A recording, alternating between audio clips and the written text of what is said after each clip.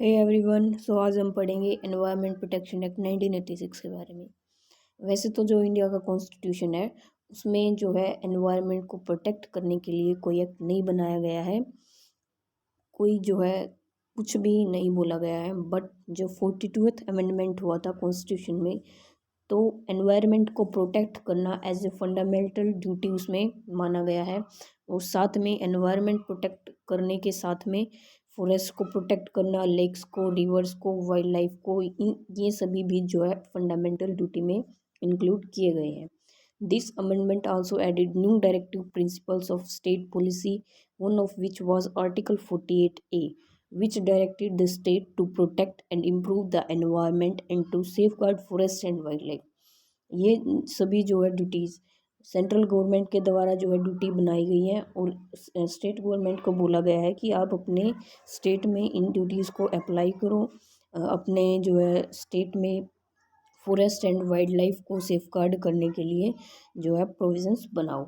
These developments were as a result of the United Nations Conference on Human Environment। ये जो development है ये तब हुई थी जब यूनाइटेड नेशन कॉन्फ्रेंस हुई थी ह्यूमन एनवायरनमेंट में। तब जो है इसका जन्म हुआ था कि भाई एनवायरनमेंट को भी प्रोटेक्ट किया जाना चाहिए, जो कि स्टॉकहोम में हुई थी 1972 में। सबसे पहले जो प्रोटेक्शन एक्ट आया था वो था wildlife protection act 1972। Then जो है water prevention and control of pollution act 1974 आया था। देन जो है इसको फॉलो करते हुए prevention and air prevention control act भी बनाया गया। देन फिर 1986 में जो है एनवायरनमेंट प्रोटेक्शन एक्ट को पार्लियामेंट के द्वारा जो है पास किया गया था। किसको ध्यान में रखते हुए, जब वो भोपाल गैस ट्रेजेडी हुई थी इंडिया में, जो कि 2 दिसंबर 1984 को हुई थी। इसको ध्यान में रखते हुए एनवायरमेंटल प्रोटेक्शन एक्ट जो है बनाया गया।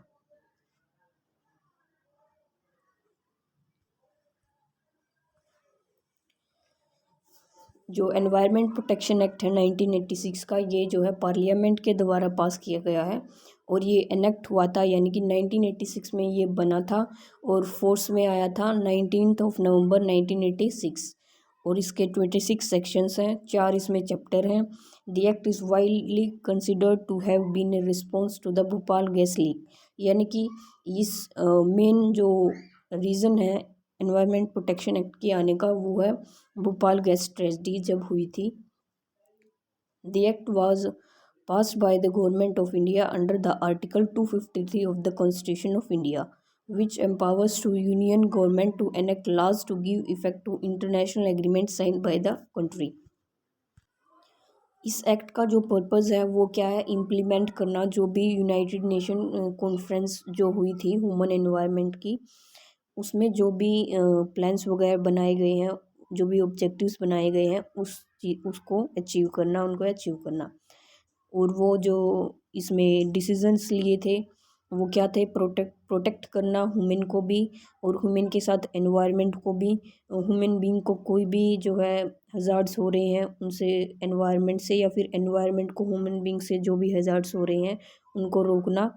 अदर लिविंग क्रिएचर्स को जो भी हार्म हो रहा है एनवायरनमेंट की वजह से उसको भी रोकना। प्लांट्स एंड प्रॉपर्टी, मतलब कोई भी हार्म हो रहा है एनवायरनमेंट से, या एनवायरनमेंट को हार्म हो रहा है ह्यूमन बीइंग से, या फिर ह्यूमन बीइंग को हार्म हो रहा है एनवायरनमेंट से, इन सभी एक्टिविटीज़ को जो है प्रिवेंट करना ही इसका मोटिव था।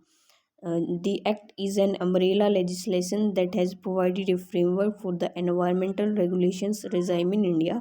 एनवायरनमेंट को रेगुलेट करने के लिए एज ए अम्ब्रेला काम करता है ये act, which covers all major industrial and infrastructure activities को ये कवर करता है और प्रोहिबिट करता है एंड रेगुलेट करता है ऐसी एक्टिविटीज़ को जो कि एनवायरनमेंट को हार्म ना पहुँचाएं। The act also provides for coordination of the activities of various central and state authorities established under other environment related laws such as the water act and the air act. मतलब दूसरे जो laws बनाए हैं उनके साथ ये मिलकर जो है काम करता है एनवायरनमेंट प्रोटेक्शन एक्ट। देन आता है इसके objective. Environment protection act 1986 main objectives. to put into action the major decisions made on environmental safety and protection at the United Nations Conference on Human Environment in Stockholm in June 1972। यानी कि major decisions लेना environment की safety के लिए, उसको protect करने के लिए जो भी एक्शन, मतलब इसका ये है कि केवल रिटर्न करने से काम नहीं चलेगा एक्शन, बल्कि उनको प्रैक्टिकली अप्लाई करो, जो भी डिसीजंस जो लिए गए हैं यूनाइटेड नेशन कॉन्फ्रेंस के द्वारा एनवायरनमेंट को प्रोटेक्ट करने के लिए। To establish new authorities for the aim of protecting and developing the environment. Environment को प्रोटेक्ट करने के लिए न्यू अथॉरिटीज़ को जो है एस्टेब्लिश करना, जल्दी से जल्दी उनकी जो है जितनी भी एक्टिविटीज़ हैं, जितने भी एक्शंस लिए जा रहे हैं एनवायरनमेंट को प्रोटेक्ट करने के लिए, जो ऑलरेडी एस्टेब्लिश किए गए थे या फिर जो अभी नए लॉज बने हैं, उनको कोऑर्डिनेट करना। To promote the development of subordinate and delegated laws on environmentally sensitive theme and environmental protection. Promote करना डेवलपमेंट को, जो भी सबऑर्डिनेट जो ऑब्जेक्टिव से, एक तो मेन ऑब्जेक्टिव होता है, एक सबऑर्डिनेट ऑब्जेक्टिव्स होते हैं, तो सभी जो है ऑब्जेक्टिव्स को अचीव करना, और कुछ ऑब्जेक्टिव्स को अचीव करने के लिए जो है डेलीगेट भी किया जाता है, यानी कि जैसे कि सेंट्रल गवर्नमेंट ने बना दिए तो वो ऑब्जेक्टिव है अचीव करने के लिए स्टेट गवर्नमेंट को बोल दिया, स्टेट गवर्नमेंट ने फिर डिस्ट्रिक्ट वगैरह को बोल दिया, मतलब ऐसे तो सब मिलके ही जो है अचीव कर सकते हैं इसको। To impose serve and deterrent punishment on those who damage the natural environment safety and health. उन सभी लोगों को सज़ा देना जो कि हार्म पहुंचाते हैं एनवायरनमेंट को और अनहेल्दी जो है एनवायरनमेंट बनाते हैं, उन सभी को पनिश करना। To encourage sustainable development, sustainable development को जो है प्रमोट करना, that is to strike a balance between overall development and environmental conservation. यानी कि एनवायरनमेंट को बिना हार्म पहुंचाए जो है ओवरऑल डेवलपमेंट हमें करनी पड़ेगी।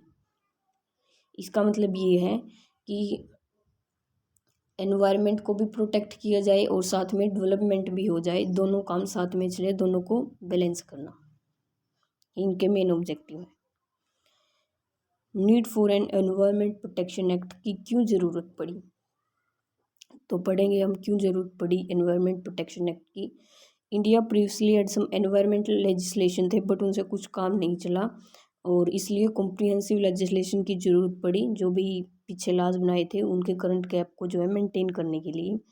As a result it was pass to bring broadly line environment protection का एक्ट आया and cover other significant areas को भी कवर किया, जो कि प्रीवियसली जो है इंक्लूड नहीं किए गए थे। उन एरियाज़ में भी जो है एनवायरनमेंट के रिगार्डिंग लॉज वगैरह बनाए गए। स्टॉकहोम कॉन्फ्रेंस हुई थी, ये इंटरनेशनल कॉन्फ्रेंस हुई थी जिसमें ध्यान दिया गया था attention the impact of human activities on the environment, कि जो ह्यूमन के द्वारा जो एक्टिविटीज़ की जा रही हैं उस एनवायरनमेंट के ऊपर क्या इम्पैक्ट पड़ रहा है, इसके ऊपर जो है फोकस किया गया था। रीजंस को एस्टेब्लिश किया गया कि भाई क्या क्या रीजंस हैं, किस रीज़न से जो है ह्यूमन एक्टिविटीज़ का इम्पैक्ट पड़ रहा है एनवायरनमेंट के ऊपर। Then development and the environment were at a crossroads, यानी कि डेवलपमेंट और एनवायरनमेंट क्रॉस रोड का मतलब ये है कि जैसे बोल देते हैं ना, एक सिक्के के दो पहलू हैं, मतलब डेवलपमेंट और एनवायरनमेंट दोनों को साथ लेकर ही चलना पड़ेगा। बिना एनवायरनमेंट को प्रोटेक्ट किए हम डेवलपमेंट नहीं ला सकते, और वो डेवलपमेंट किस काम की जब एनवायरनमेंट ही ख़राब कर दिया है, यानी दोनों को साथ में लेके चलना पड़ेगा। And the conference highlighted the importance of reconciling them for the good of people and the earth as a whole, यानी कि मनुष्य का भी भला करना है और साथ में पृथ्वी का भी, अर्थ का भी। और जो मेन रीज़न था इसका वो था भोपाल गैस ट्रेजेडी जब हुई थी, ये बहुत ही मेन रीज़न है इसका एनवायरनमेंट प्रोटेक्शन एक्ट के आने का। वहाँ गैस लीक हो गई थी, बहुत सारे लोगों की डेथ हो गई थी और इससे एनवायरनमेंट को भी बहुत ही हार्म पहुंचा था तब। This instance highlighted the significance of regulating enterprises so that they may not simply escape penalty for inflicted environment harm. इसका मतलब ये नहीं है कि पेनल्टी लगा दें कई लोग क्या होते हैं कि भाई ठीक है, जितना आपको लेना है ले लियो, पेनल्टी आपको जितनी इम्पोज करनी है हमने जो करनी है कर दियो, हम दे देंगे। मतलब कई अमीर लोग ऐसा करते हैं कि हमें एनवायरनमेंट से क्या मतलब है, हमें बस अपना काम चलाना है। मतलब ऐसे नहीं होना चाहिए, उनको सज़ा मिलनी चाहिए। Furthermore the need was recognised because while India had various environmental laws such as, मतलब बहुत सारे एनवायरमेंटल लॉज बनाए गए थे, जैसे कि एयर से रिलेटेड एक्ट, वाटर से related act. There was no overall legislation नहीं था।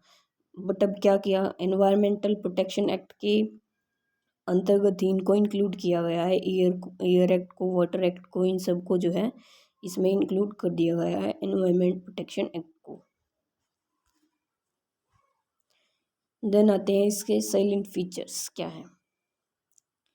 तो सबसे पहला फीचर है जो एनवायरमेंट प्रोटेक्शन एक्ट है 1986, इसका ओरिजिन हुआ था इंडियन कॉन्स्टिट्यूशन आर्टिकल 48 में। मतलब पहले तो इसका ओरिजिन नहीं था, बट बाद में अमेंडमेंट्स होते रहे तो इसका ओरिजिन जो है लाया गया कॉन्स्टिट्यूशन में directive principles of state policy के द्वारा। And article 51A(g) fundamental duties, पीछे बताया था ना कि ये फंडामेंटल ड्यूटीज़ में इंक्लूड किया गया है इसको। The act empowers the central government to take all appropriate measures to prevent and control pollution।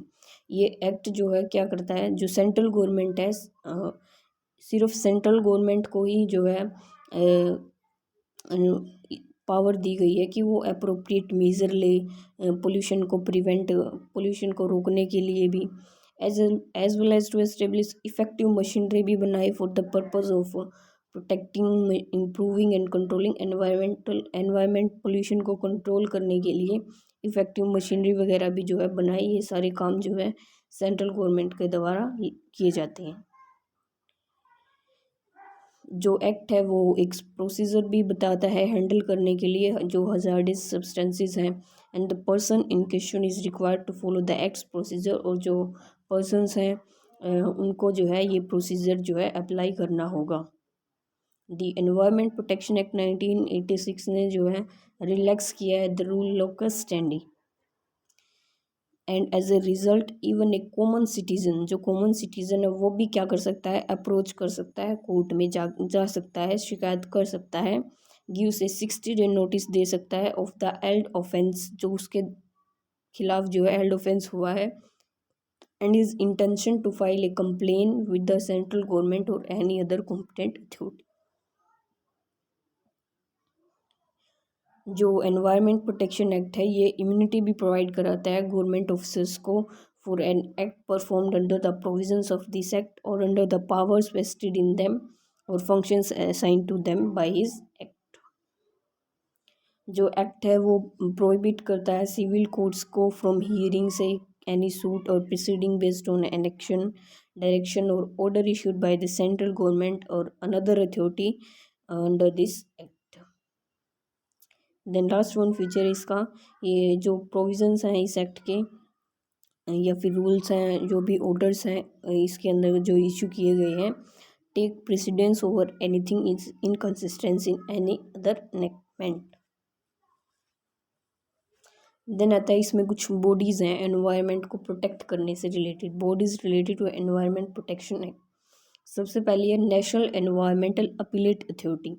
ये जो है सेंट्रल गवर्नमेंट के द्वारा बनाई जाती है, इसको जो है national environment appellate authority act of 1997 जो है इसके अंतर्गत ये बनाई गई थी। और इसका जो मेन काम है वो करना है was national environment appellate authority was form to hear appeals on the restrictions of areas in which certain industries, activities or operations must not be carried out subject to specified safeguards। यानी कि इसका जो main काम है वो जो है उन अपील्स के ऊपर ध्यान देना है, वो सभी अपील्स की सुनवाई करना है जो कि रेस्ट्रिक्टेड, जो भी कोई बिजनेस करता है रेस्ट्रिक्टेड एरियाज़ में इंडस्ट्रीज सेटअप करता है, ऑपरेशंस करता है, उन सभी से रिलेटेड जो है ये डील करता है मैटर्स को। नेशनल ग्रीन ट्रिब्यूनल, ये भी एक जो है बॉडी है जो कि बनाई गई है। ये पहले उसके साथ नेशनल एनवायरनमेंट ट्रिब्यूनल के साथ ही बनाई गई थी, was determined to be insufficient. जो ये सबसे पहले मतलब NEEA थी, इसको रिप्लेस करके नेशनल ग्रीन ट्रिब्यूनल को बनाया गया।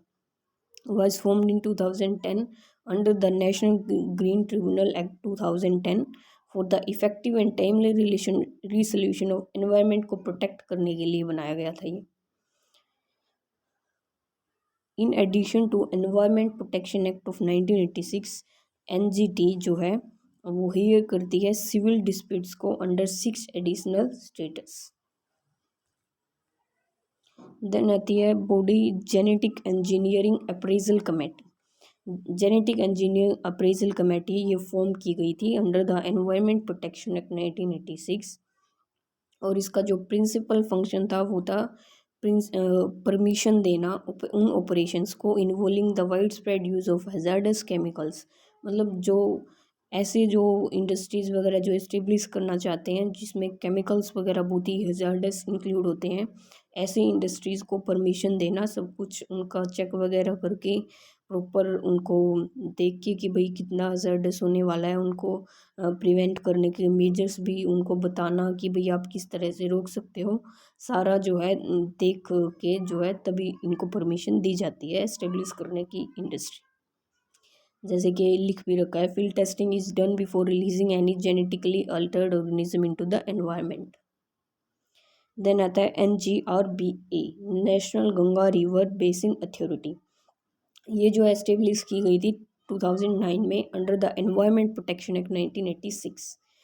इसका मेन काम क्या था, जो हमारी रिवर गंगा है उसको जो है उसकी साफ़ सफाई के लिए ये बनाई गई थी, उसको उसके अंदर जो है पोल्यूशन ना हो। The authority is responsible for both regulatory and development duties. और जो NGRBA है ये सेंट्रल एंड स्टेट प्लानिंग जो है एजेंसी है, फंड भी प्रोवाइड कराती है, मॉनिटर भी करती है, कोऑर्डिनेटिंग एजेंसी भी है। In accordance with the demands of sustainable development, the authority will take efforts to effectively reduce pollution and conserve the Ganga। यानी कि ये पोल्यूशन को कंट्रोल करने के लिए भी जो है एफर्ट्स करती है, और जो रिवर गंगा है उसको बचाने के लिए एफर्ट्स करती है। देन आती है स्टॉकहोम कॉन्फ्रेंस। ये जो है United nation conference on the human environment हुई थी ये स्टॉकहोम में जून 5 टू जून 16, 1972। इसका जो मेन मोटिव है वो था only one earth was the theme, इसका थीम था ये। This was the first world wide समिति, मतलब पूरी दुनिया में सबसे पहली मीटिंग थी ये प्लैनेट्स एनवायरनमेंट को लेकर। This was attended by 122 countries के द्वारा इसको अटेंड किया गया था, और इसका जो गोल था वो था एस्टेब्लिश करना shared governance framework for the global environment and natural resources. यानी कि ग्लोबल एनवायरनमेंट को प्रोटेक्ट करने के लिए ये जो है बनाई गई थी, नेचुरल रिसोर्सेज को सेफ गार्ड करने के लिए इसको बनाया गया था।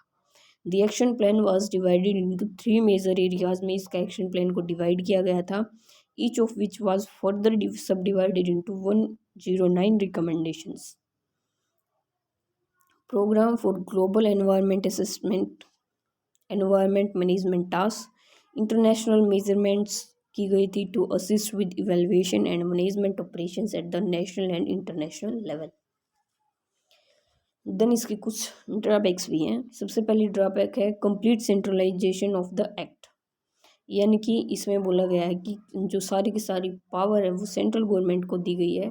सेंट्रल गवर्नमेंट ही हर टाइप का जो है डिसीजन लेगा एनवायरनमेंट को प्रोटेक्ट करने से related.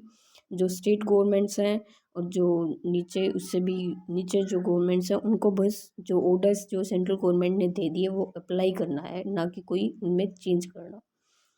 Then no public engagement, इसमें कोई पब्लिक एंगेजमेंट नहीं है। The act likewise makes no mention of public participation in environment protection. Citizens को जो है इन्वॉल्व करना चाहिए एनवायरनमेंट प्रिजर्वेशन में, जो कि इसकी ड्रॉबैक है, इन्होंने पब्लिक को एंगेज नहीं किया है। Inadequate pollutant coverage, the act does not address current concept of pollution के करंट कंसेप्ट को नहीं इसने जो है बताया। जैसे कि नॉइज़ भी आजकल एक बहुत ही खतरनाक जो है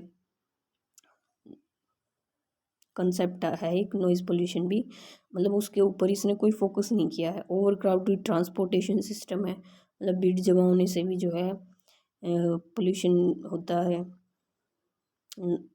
एंड रेडिएशन वेव्स से भी जो है पोल्यूशन होता है। All of which contribute to the deterioration of the environment को ख़त्म करने के लिए ये सारी चीज़ें जो है जिम्मेवार हैं, एनवायरनमेंट को हार्म करने के लिए।